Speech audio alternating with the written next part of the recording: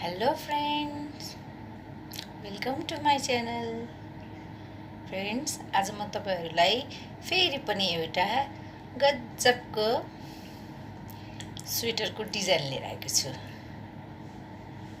ल, सबैजनाले सिक्ने हैन त? ल सुरु गरौँ साथीहरु। सबैभन्दा पहिला बोर्डर बुन्नुस् हैन, अनि त्यसपछि फोगहरुको मल्टिप्लाई गरेर तपाईले कसको लागि बुन्दै हुनुहुन्छ त्यसलाई फोगहरुको मल्टिप्लाई गरेर घर राख्नुस्। मैले चाहिँ यो बेबीहरुको स्वेटर बुन्न लागेको साथीहरु। अब हामी डिजाइन सिक्ने छौं। हेर्नुस् त है, फोगहरु राख्यो, त्यसपछि 3 घर सुल्टो 1 घर उल्टो, 3 घर सुल्टो 1 घर उल्टो गर्दै गर्दै बुन्दै जाउँ। त्यसपछि अब बुट्टा राख्ने छौं साथीहरु। यसरी 3 घर सुल्टोमा छेउको घर एउटा त्यसै थुत्ने, अनि 1 2 बुन्यो है। अनि धागोलाई अगाडि ल्याएर यसो गर्ने र यो अगाडिको घरलाई यसमा खसालिदिने। हेर्नुस् त, फेरि यसो गरेर यो एउटा घर उल्टो भयो। फेरि 3 घरमा यो घर थुत्ने, 1 2, अनि फेरि यसो गरेर यो अगाडिको घरलाई यसरीको फोल्ड गरिदिने। फेरि एक घर उल्टो, फेरि यो छेउको घर थुत्ने, 1 2, फेरि अगाडि ल्याउने, यसरी फोल्ड गर्ने। फेरि उल्टो बुन्ने र यो घर थुत्ने, 1 2, फेरि यसो गर्ने। फेरि यसले यसरी फोल्ड गरिदिने। फेरि अगाडि ल्याउने, यो उल्टो बुन्ने, फेरि यसलाई थुत्ने, 1 2, फेरि यो यसरी यसरी यसरी नै हामी यो एक राउन्ड सिधाउने छौं साथीहरु। त्यसपछि हामीले यो केही गर्नु पर्दैन, एकदम इजी छ है। 1 2, अघि बढाएको घर समेत 3 भयो है।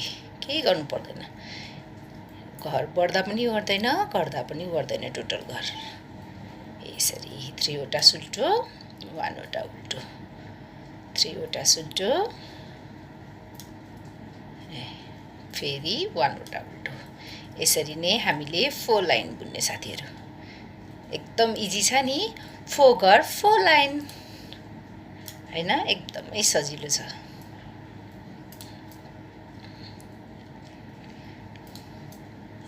तपाईहरु ट्राई गर्नुस्, इजी छ कि छैन कमेन्ट अवश्य गर्नु होला है त।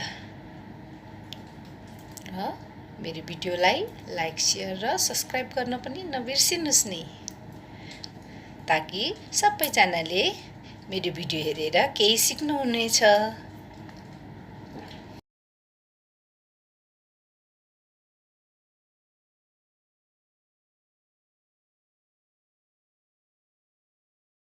साथीहरु, 4 लाइन हेर्नुस् त, यसरी 4 लाइन सिद्धियो हैन है।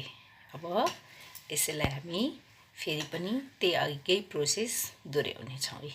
छेउको घर थुत्यो, 1 2, धागोलाई अगाडि ल्यायो र यो यसरी।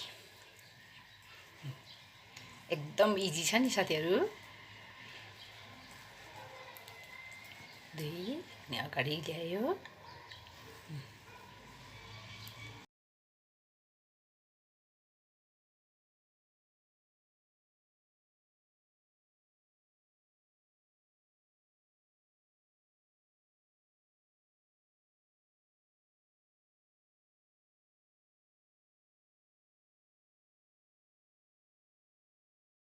स्वेटर सिधिदैन तबसम्म हामीले यही प्रोसेसलाई रिपिट गर्दै जाने साथीहरु। अब यसलाई हामीले 2 काठीबाट पनि गर्न सक्छौं हैन। 2 काठीबाट गर्दा चाहिँ अब उसमा भए राउन्ड गर्ने, सर्कलमा राउन्ड गर्ने हो भने 2टा काटामा चाहिँ हामीले यसैलाई यसरी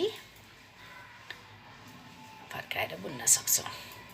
यसलाई पनि यसरी नै 4 लाइन बुन्ने, त्यसपछि फेरि त्यही प्रोसेस रिपिट गर्दै जाने।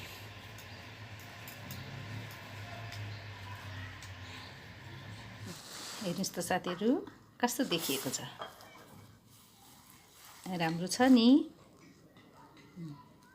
तपाईहरू पनि यस्ता धेरै किसिमका बुट्टाहरू राखेर स्वेटर, मोजा, पन्जाहरू बनाएर बेच्न सक्नुहुन्छ। साथीभाइहरूलाई गिफ्ट दिन सक्नुहुन्छ।